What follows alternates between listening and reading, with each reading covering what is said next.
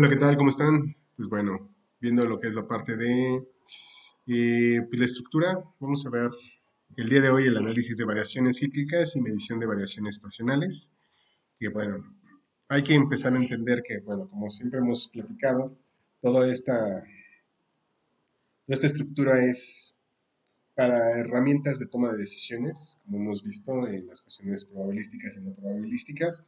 Y pues bueno, ahora es exactamente lo que vamos a intentar, pues analizar exactamente todo lo que es una serie de tiempos y pronósticos de negocios, donde nosotros tenemos que identificar exactamente esas herramientas que tenemos que entender exactamente de lo que es la parte de análisis de variaciones. Que bueno, en el contexto, pues bueno, ahorita lo vamos a ir viendo paso a paso y vamos a ver pues alguna formulita que es demasiado sencilla. Acuérdense que todas las cuestiones estadísticas pues son pues, fórmulas muy básicas, pero aquí lo importante es exactamente entender y modificar exactamente pues esos resultados para llegar a una toma de decisiones y empezar a entender cuáles son estas situaciones. En este caso, pues bueno, vamos a ver dos temas que en este caso vienen vinculados, en este caso que es aparte de un análisis de series de tiempo, y pronóstico de negocios. Entonces, pues bueno, ahorita aquí, pues bueno, lo menciono, en este caso es una guía completa para comprender y analizar los patrones temporales en datos económicos y de negocios. Bueno, nada más para darles un contexto general. ¿Cómo lo podemos manejar? Una guía completa, que en este caso serían esos patrones. Pueden ser temporales o en este caso, pues bueno, la fluctuación que puede manejar los datos. Regularmente nosotros cuando estamos analizando los datos, en este caso se convierte en información. Vamos a suponer que estamos en una área de ventas, que donde nosotros tenemos datos temporales, en este caso una base de datos, donde nosotros tenemos pues diferente información de diferente mercado. Vamos a suponer que tenemos una base de datos de diferentes personalidades, o en este caso personas, donde tenemos diferentes rangos de edades, de sexo, de preferencias, etcétera. Entonces, al final del día nosotros tenemos esos patrones que nosotros podemos usar esa base de datos, pero por un tiempo, por eso es temporalidad, en este caso son temporales, porque nosotros, cuando va pasando el tiempo, pues nosotros vamos perdiendo exactamente esa base de datos, va a ir fluctuando o va a ir dándose una serie de situaciones donde va a ir cambiando. En cuestiones de comportamiento económico, comportamiento de consumo, no sé, poder adquisitivo, en situaciones donde nosotros podemos entender esa parte de que es solamente temporal, hasta donde nosotros podemos analizar exactamente esos patrones dentro de lo que es esa estructura. No es lo mismo un chico que esté estudiando en la universidad o sea, un chico que ya salió de la universidad, va a cambiar sus patrones de consumo y de hábitos normales, por así decirlo. Entonces, y es muy diferente a lo mejor a un chico que ya está casado o una chica que ya está casada, a alguien que está soltero independientemente de la edad, o alguien que sí está trabajando, que no está trabajando. Entonces, todo ese tipo de análisis de variaciones nosotros le podemos llamar un análisis de variaciones cíclicas en la cuestión del ejemplo en la cuestión de, en este caso, de ventas, porque pues esas bases de datos es muy común que nosotros lo podamos ver y lo podemos visualizar como un ejemplo real.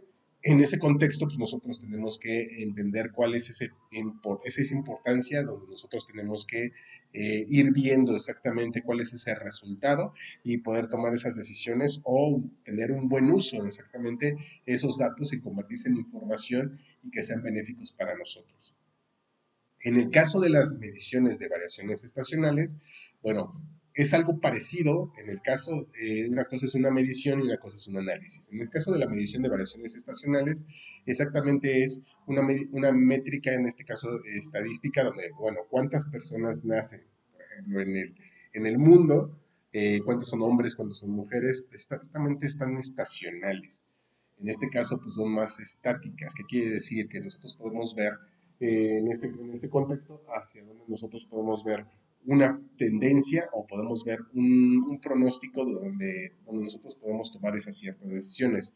Entonces ahorita vamos a ir viendo uno a uno en ese contexto y vamos a dar unos ejemplos para que vean cómo se analiza exactamente estas dos herramientas y que prácticamente es algo que nosotros vamos a usar sí o sí en la cuestión empresarial.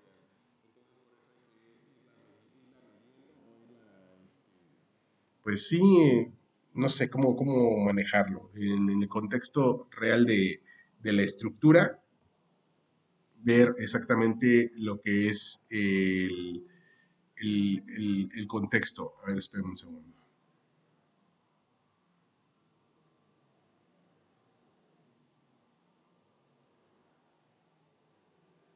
¿Qué algo pasó aquí? Bueno, creo que ya está. Bien, entonces vamos a iniciar con lo que es la parte de esta parte del análisis de variación.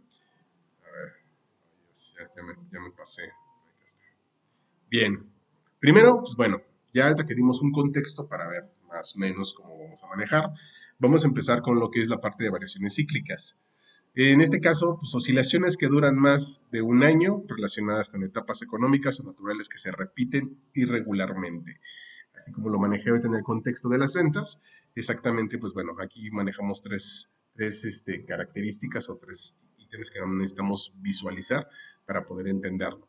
La primera, pues bueno, aquí en el gráfico, pues bueno, lo manejé como la parte estacional, ¿no? Que en este caso, pues bueno, de estaciones, ¿no? Que en este caso es la cuestión del año, pero en la cuestión cíclica, que en este caso que se puede llamar, en este caso, ciclos económicos de prosperidad y recesión. Regularmente nosotros vemos en esta parte, si la alcanzan a ver, es en la cuestión de una gráfica donde se maneja una cuestión lineal, pero si se dan cuenta es una campanita de Gauss, que en este caso por eso se le llama cíclico, porque nosotros podemos ver que exactamente va en un auge y luego va en un decrecimiento. Entonces, en ese contexto nosotros tenemos que entender que los ciclos económicos, tanto de prosperidad o como de recesión, son irregulares dependiendo las estrategias que uno pueda hacer en cuestión empresarial. Pero ¿por qué se llaman cíclicos? O sea, puede ser desde la apertura o la creación de un producto, siempre tiene lo que es exactamente ese comportamiento. Tiene una creación, tiene un despegue, tiene en este caso una consolidación, tiene un tope o en este caso un techo, y de ahí va para abajo. Entonces, lo que hacen las empresas exactamente es ya cuando van en ese punto ya máximo de, obviamente, de consumo de mercado, prácticamente hacen una estructura para poder volver a hacer un replanteamiento y volver a hacer una apertura o en este caso para que no entre en la cuestión de auge o en este caso una recesión del producto. Entonces, esa parte de las variaciones cíclicas es importante que nosotros las podamos entender porque los mercados son exactamente eso, cíclicos y al final del día nosotros lo podemos manejar en cualquier área de negocios. Por darles otro ejemplo, en la cuestión cíclica de lo que es las variaciones, a pesar de que pueda ser algo positivo o negativo, acerca de nosotros lo que hacemos en nuestro pronóstico de ventas a nivel anual o en este caso de compras o nosotros más bien las proyecciones que podamos tener y todo lo que es en la cuestión empresarial se utiliza en la cuestión de el presupuesto de egresos o de ingresos en la cuestión de a nivel país en la cuestión de presupuesto, en la cuestión de mercadotecnia o el presupuesto a nivel de procesos o en este caso de producción. Esos, todas las empresas lo hacen año con año y estiman exactamente todo a través de históricos que hemos visto en otras herramientas, a través de cuáles son las temporadas donde nosotros tenemos mayores ventas y se hace una buena planeación financiera para poder empezar a entender y tomar esas decisiones. Para eso existen exactamente esas variaciones cíclicas. Pueden ser aleatorias dependiendo de factores externos, pueden ser cuestiones políticas, por cuestiones geopolíticas o otros tipos de situaciones donde nosotros tenemos que entender esa parte. Sin embargo, nosotros, así como hacia lo positivo, hacia lo negativo, lo tenemos que ver desde esa, pues digamos, mirada en la cuestión de las variables que nosotros tenemos que identificar para poder tomar esas decisiones. ¿Vale? Segundo punto, fluctuaciones de mercado a largo plazo. En este caso, nosotros tenemos que visualizar las cuestiones a largo plazo. ¿Por qué razón? Regularmente, cuando hacemos una proyección o hacemos un análisis a nivel anual, se maneja de a un corto plazo, que es menor de un año. Entonces, cuando nosotros tenemos unas fluctuaciones de mercado a largo plazo, se tiene que identificar exactamente diferentes patrones que nosotros podamos identificar como algo que nos pueda beneficiar o si se va a analizar en una cuestión de perjuicio hacia lo que es nuestra toma de decisiones, tomar acción acerca de que este tipo de situaciones nosotros podamos preverlas y poder modificar a tiempo e ir de la mano con el mercado para que no nos afecte dentro de lo que es nuestra estructura de negocio. Entonces, Esto también por eso es importante, o sea, podemos hacer proyecciones o podemos hacer cierto análisis de variaciones cíclicas, no solamente en el corto plazo, sino en el mediano y largo plazo, ¿vale? Entonces, para eso es importante nosotros medirlo y dependerá de las variables que nosotros estemos midiendo para poder identificar esa toma de decisiones. Y bueno, se preguntarán, ¿cómo esas variables de dónde las puedo sacar? Simplemente en la cuestión de largo plazo se maneja a través de los históricos, de las herramientas que hemos visto con anterioridad, para ver una proyección o en este caso un pronóstico de lo que pueda suceder.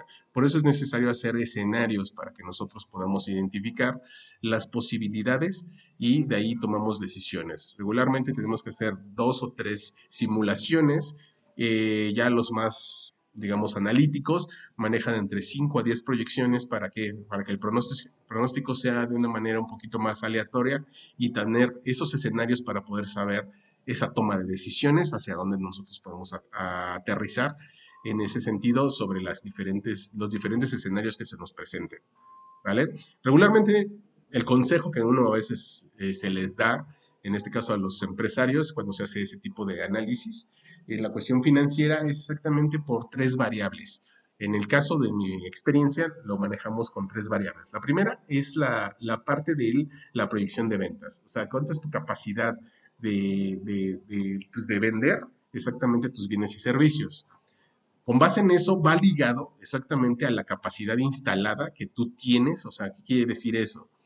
Que es la capacidad que tú tienes de producir o servir en un tiempo determinado. ¿Qué quiere decir eso? O sea, si yo produzco un bien, o sea, cualquier producto, ¿cuánto es el tope que yo puedo producir sí o sí en un tiempo determinado? Vamos a suponer que yo cuánto puedo producir en un mes. Y con base en ello, pues nosotros podemos hacer tendencias de ventas, independientemente del histórico que nosotros tengamos.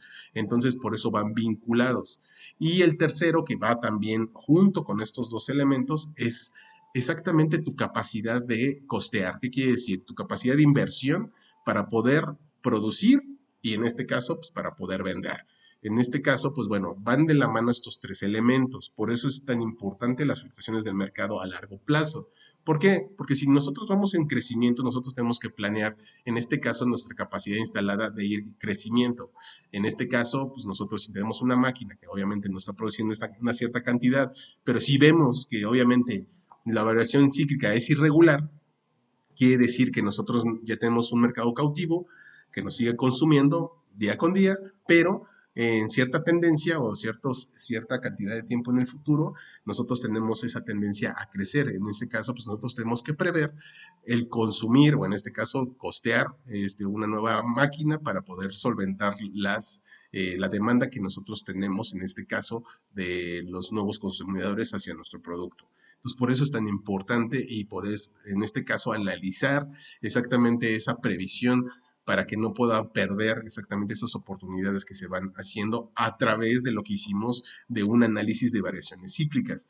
Entonces, con base en ello, pues bueno, este es un ejemplo, una cuestión positiva, pero si manejamos esos 3 elementos que acabamos de ver, que es la cuestión del pronóstico de venta, en la cuestión del análisis de la capacidad instalada y la parte del cumplimiento del financiamiento de todo lo que necesitamos para producirlo, si esas 3 van hacia la baja, también tenemos que hacer una cuestión pues, una planeación de contingencias. ¿Qué quiere decir?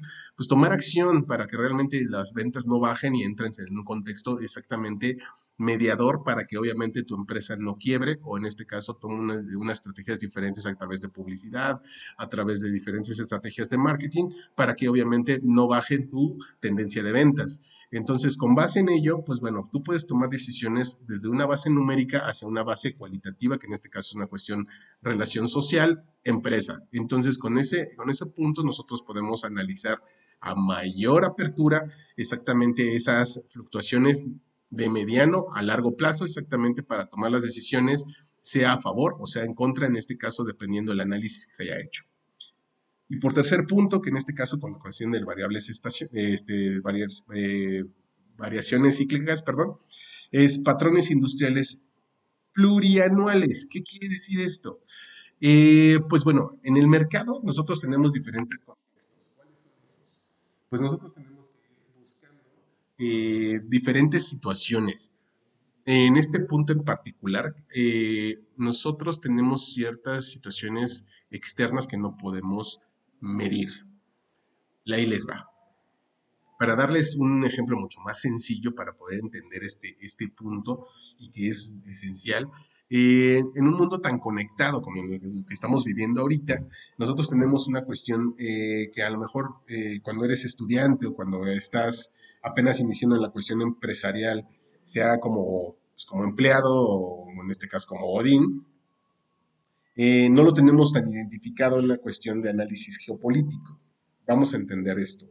Cuando empezó la guerra de Ucrania con Rusia, hace unos años, Ucrania, bueno, muy poca gente sabía que, bueno, es uno de los graneros más grandes del mundo. ¿Qué quiere decir? Que diferentes granos, como la cebada, como el trigo, en las grandes planicies de Ucrania, pues bueno, obviamente ellos tienen un porcentaje grandísimo en la cuestión de exportación de estos granos. ¿A cuántas industrias a nivel mundial afectó la reducción de este tipo de insumos? A toda la industria cervecera, la alimenticia en todo contexto y obviamente, pues bueno, otros industrias que determinan este insumo como una fuente o como uno de los elementos para terminar su producto final, perdón. Entonces, en ese contexto, pues bueno, nosotros tenemos que tener patrones industriales plurianuales. También las variaciones cíclicas, como este tipo de situaciones que pasó en la cuestión de una cuestión bélica, lo analizan desde ese contexto. Entonces, ¿qué es lo que hacemos? Se incrementan a menor producción, pues obviamente el precio se encarece porque hay una escasez del insumo o del producto. Entonces, en ese contexto, pues nosotros tenemos que ver exactamente para eso las variaciones cíclicas, porque es una cuestión irregular. ¿Cuánto tiempo va a tardar? Pues hasta la fecha nosotros seguimos en ese contexto, nosotros desde lejos lo vemos, pero también nos afecta de que se sigue en esa situación bélica. Entonces, ¿qué es lo que sucede?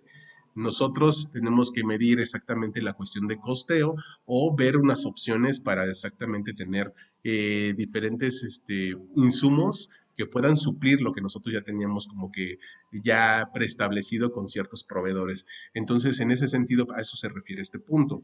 Y va vinculado exactamente a todo lo que hemos estado explicando acerca de por qué es importante y para qué nos sirve exactamente este tipo de estructura. Entonces, para eso, en este caso, pues las variaciones cíclicas nos sirven tanto para una toma de decisiones en el caso de que el escenario sea positivo o que sea negativo. Entonces, no solamente son esos tres puntos, sino pues bueno, hay infinidad, pero pues nos pasaríamos aquí bastantes horas en explicar exactamente cuáles son todos los ítems que manejamos, dependiendo la industria, dependiendo también el contexto del giro que pueda hacer la empresa, puede ser de servicios, comercial o productiva. Entonces, dentro de toda esa estructura, cuáles son tus proveedores, cuáles son tus clientes, cuál es tu sector, quién es tu nicho, toda esa estructura, pues se tienen que manejar las diferentes variables y eso es lo que se debe determinar.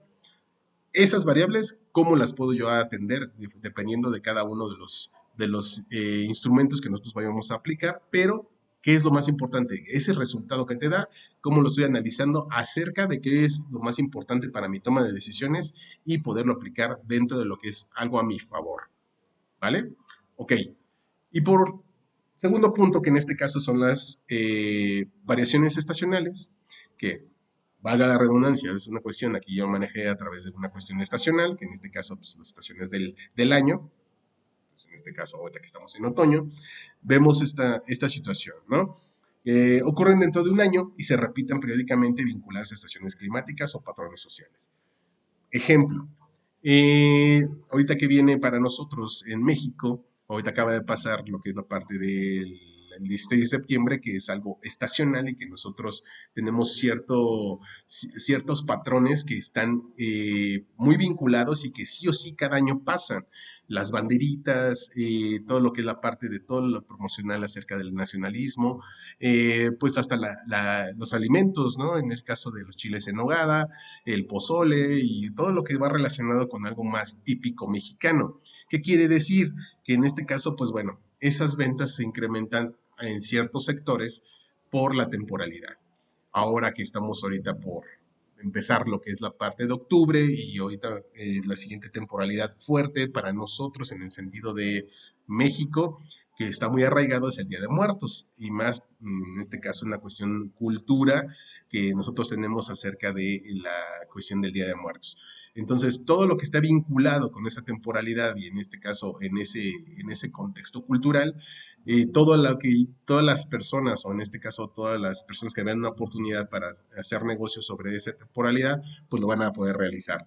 Y, o en este caso, los productores que durante todo el año hacen ese tipo de insumos relacionados con este tipo de evento cultural, pues bueno, sería su temporada alta en este sentido, la parte del Día de Muertos, obviamente previo al Día de Muertos. Entonces, por eso también ahorita vamos a manejar tres ítems o tres características para poder contextualizar un poquito más a profundidad en el sentido de cómo vamos a manejar exactamente el análisis de variaciones estacionales. Punto uno, que dice el aumento de venta en temporadas específicas, que es lo que acabamos de platicar. Pero en este caso, pues bueno, aquí he sido muy claro exactamente por cuestiones de temporalidades, ¿no? Que en el caso de diferentes industrias se puede manejar su punto máximo, en este caso del ciclo, en este caso del año, en el caso de, no sé, por decir, es un tema o un ejemplo en la cuestión de los cuadernos, ¿no? O sea, la temporalidad es eh, julio-agosto. ¿Por qué? Porque en agosto, pues bueno, inician clases en todas las etapas de la educación y entonces es tu punto más alto. Entonces, en ese sentido, pues aumentan las ventas y muchas cosas. Entonces, es muy inespecífico. Aunque sigan vendiendo en todos los demás meses, no entran en de punta, o en este caso lo que habíamos manejado en la cuestión de variaciones cíclicas, de que, bueno, no estoy manejando una decisión aleatoria, estoy manejando una decisión ya predeterminada por dos razones. Yo ya sé que en esa temporada sí o sí voy a vender mucho. ¿Cuánto es mucho? A través de un pronóstico yo puedo hacer el análisis y puedo hacer exactamente la inversión para poder proyectar todo lo que se va a consumir. Entonces, mezclando estas dos, pues obviamente yo sé que mis ventas van a subir por la temporada y estoy haciendo doble análisis. Un análisis de variaciones cíclicas porque lo necesito saber qué tanto tengo que invertir, en este caso, o qué tanta infraestructura tengo que tener para poder solventar la demanda. Y dos, sé que es por la temporada. Independientemente de que obviamente va a estar sobrecargada solamente en 1 o 2 meses toda nuestra producción, se sabe que durante todo el año, pues obviamente va a bajar de manera significativa las cuestiones de la venta y la producción de mis insumos. Vamos a suponer, ahorita ya en septiembre, parte de octubre, sería la temporada baja para ese tipo de insumo o de producto, que en este caso serían los cuadernos. Y sobre esa temática, pues obviamente, gracias a los meses anteriores, pues bueno, hay que hacer una buena planeación financiera para que obviamente esos meses solventen los meses más bajos. Para eso también se maneja ese análisis de variaciones y podemos usar otras variaciones en la cuestión pues bueno, ahora sí de que medición o comparación para que vean exactamente un análisis mucho más profundo acerca de cómo podemos solventar una cuestión financiera a través de un pronóstico o en este caso de un resultado a través de históricos. Pero bueno, no estamos ahorita hablando de eso, de mezclar, digamos, herramientas. Pero la relación de cuestión de variaciones estacionales sí lo estamos midiendo, que en este caso, como es tan específico, nosotros ya podemos identificarlo como sí o sí, ¿vale? Dos, consumo energético según estación. Esto es importantísimo porque es un ejemplo práctico. ¿En qué sentido? Eh, nosotros tenemos una relación sí o sí con el consumo de nuestros insumos o nuestros productos. Entonces, para que nosotros podamos tener una situación estacional correcta, nosotros tenemos que prever exactamente cuál es la situación. En el caso del consumo energético, lo puse por dos razones. A nivel país, nosotros tenemos exactamente ese consumo, que en este caso nosotros para poder solventar en cuestión económica general, nosotros tenemos que visualizarlo, si es que ustedes, alguno de ustedes llega a caer en la cuestión gubernamental en estos niveles, se tiene que manejar exactamente el nivel de consumo energético a nivel nación y a nivel personal. ¿Cuál es esa situación? Si nosotros no tenemos energía, no podemos producir. Entonces, ese es algo fundamental. Entonces, tenemos que solventar por lo menos la parte energética. Entonces, por eso es tan importante que en este caso el análisis estacional en cuestión energética es básico. ¿Para qué? Para que obviamente el país pueda seguir produciendo en todos sentidos. Entonces, desde la parte de la básica, que en este caso podría ser la educación o podría ser en la cuestión de consumo a nivel social, también entran otras variables que en este caso a nivel empresarial o a nivel sectorial y a nivel país. Esos van a entenderse como, en este caso, cuáles son los picos donde nosotros tenemos más necesidad de energía y en qué sectores para que nosotros podamos solventar esa parte y seguir produciendo a nivel país. Entonces es tan importante que en cada estación se pueda solventar y la inversión, en este caso, para poder solventar esas necesidades energéticas. Entonces es tan importante, no solamente en la cuestión micro, sino en el nivel macro, para que se pueda entender que realmente todo esto es una cuestión básica para poder solventar todo lo que es la toma de decisiones y la fluctuación de las inversiones para que puedan solventarse sobre la relación pues en este caso de venta, compra y en este caso la resolución de necesidades para poder seguir siendo el ciclo económico como debe de ser. ¿Vale? Entonces, y por tercer punto, patrones de turismo y recreación. Bueno, ya saben que pues las temporadas altas cuando precisamente son las vacaciones de los chicos y todo eso, que siempre, pues bueno, siempre les he planteado, ¿no? De que viajen en temporada baja para que pues, obviamente les haga más económico, pero regularmente no se maneja así. Cuando es temporada alta es cuando realmente la mayoría de la gente entra en ese contexto de pues, tener vacaciones y pues obviamente se encarece. Aquí es diferente, el patrón no es exactamente cuando hay más personas se abarata, aquí es al contrario. Como también la temporalidad, saben que pues en temporada baja no hay tanto turismo, pues obviamente pues no hay tanto recurso, no hay tanto ingreso. Entonces por eso cuando hay más gente, pues obviamente se encarecen ciertas cosas en la cuestión, en específico en la cuestión de servicios de turismo. Entonces, esos también hacen lo que es la parte de planeación financiera a nivel anual, porque en la temporalidad de los diferentes puntos del año, donde hay vacaciones, pues obviamente pues tienen que solventar ese recurso para poder solventar todo el costo de todo el año de los que son temporadas bajas. Entonces, al final del día, se puede usar para cualquier tipo de empresa, para cualquier tipo de país y para cualquier tipo de decisiones, estas dos variables, ¿vale? Sigamos con el siguiente punto.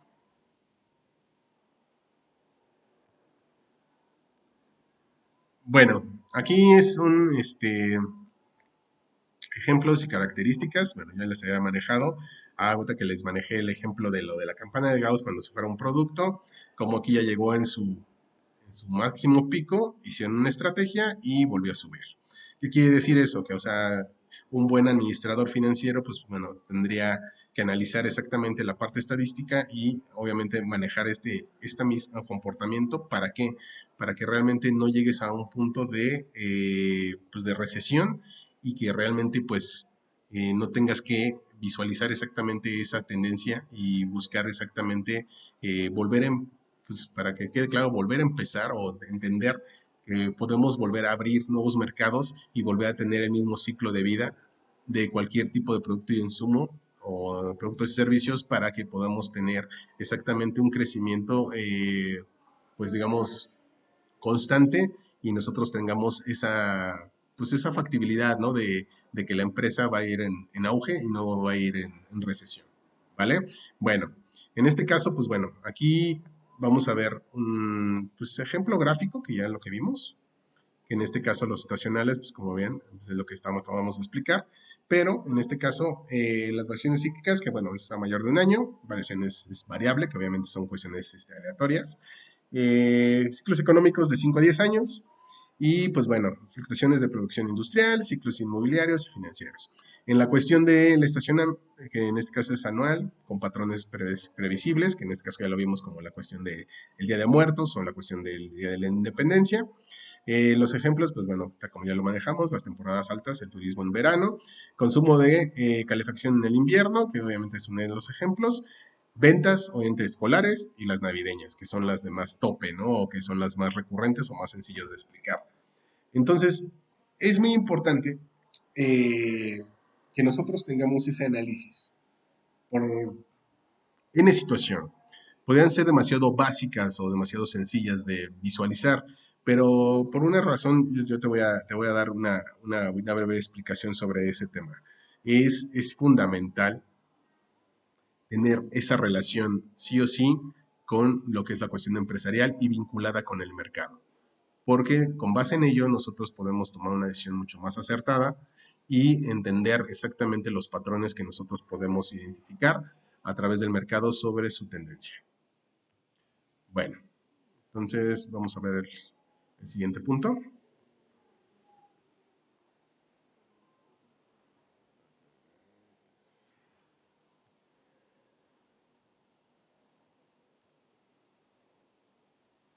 Bueno, los métodos para medir y analizar. Bueno, descomposición clásica multiplicativa es un modelo fundamental, que en este caso son puras multiplicaciones, donde nosotros multiplicamos la tendencia más el ciclo, digo, por el ciclo, por la estacionalidad y por la irregularidad. Son variables muy básicas que pues, nosotros podemos usar. En este caso, ya está la fórmula, ya está en Excel, ya está te maneja toda la gráfica y todo, y tú nada más lo que tienes que hacer es el análisis. ¿Cuál es ese análisis? Pues ahorita, ¿qué es lo que estoy buscando? Estoy buscando que en este caso Y, que en este caso es el modelo fundamental de descomposición clásica multiplicativa. ¿Qué quiere decir? Eh, pues que nosotros estamos buscando exactamente esa irregular. Bueno, en este caso estamos buscando la de desestacionalizar los datos para comparar periodos, que en este caso es lo que estamos buscando. En la ecuación de herramienta de análisis, en este caso son medidas móviles que suavizan y detectan tendencias, análisis de Fourier, que en esta significa ciclos específicos, y ajustes estadísticos que modelan patrones complejos. Se escucha muy elaborado o se escucha muy analítico, pero son cuestiones bien básicas que es lo que estamos platicando, que es a base, con base en lo que son tus históricos, tú puedes ver la tendencia, si es 2 o 3 años en comparación, o 2 o 3 meses, vas a manejar la tendencia. Que en este caso el ciclo, ¿cuánto ciclo? Puede ser trimestral, semestral o anual, en el caso de lo que son los ciclos, las cuestiones de temporalidad. Y la cuestión de estacionalidad, bueno, pues a lo mejor en el año, yo ya analicé en el año que a lo mejor en verano y en primavera son mis mejores meses y ya entonces empiezas. Y mi irregularidad empieza en otoño, y en otoño y en invierno. Entonces empiezas a darte cuenta de que tú ya tienes variables donde tú puedes aplicar en este caso la descomposición clásica multiplicativa. Y entonces con base en ello nosotros podemos tomar decisión dependiendo el resultado. Lo puedes manejar en pesos, lo puedes manejar en producción, lo puedes manejar en inversión, lo puedes manejar en el tipo de mercado. Eso tú lo analizas, ¿vale? Entonces, con base en ello, pues bueno, aquí nada más manejamos la pura fórmula, pero que son exactamente fórmulas demasiado sencillas, que el resultado es lo que tú tienes que analizar, que es lo que tienes que entender. Entonces, con base en ello, tú vas a tomar esas decisiones. ¿Vale? Entonces, la aplicación práctica es exactamente desestacionalizar los datos para comparar periodos, mejorar pronósticos y tomar decisiones informadas. Eso es lo que vamos a hacer. ¿Sale? Bueno, entonces, espera, exactamente lo que vamos a hacer. Prácticamente ese es el punto. Hasta ahorita vamos a manejar esta situación y posteriormente vamos a manejar otros modelos y otras herramientas para manejar exactamente en la cuestión de el análisis para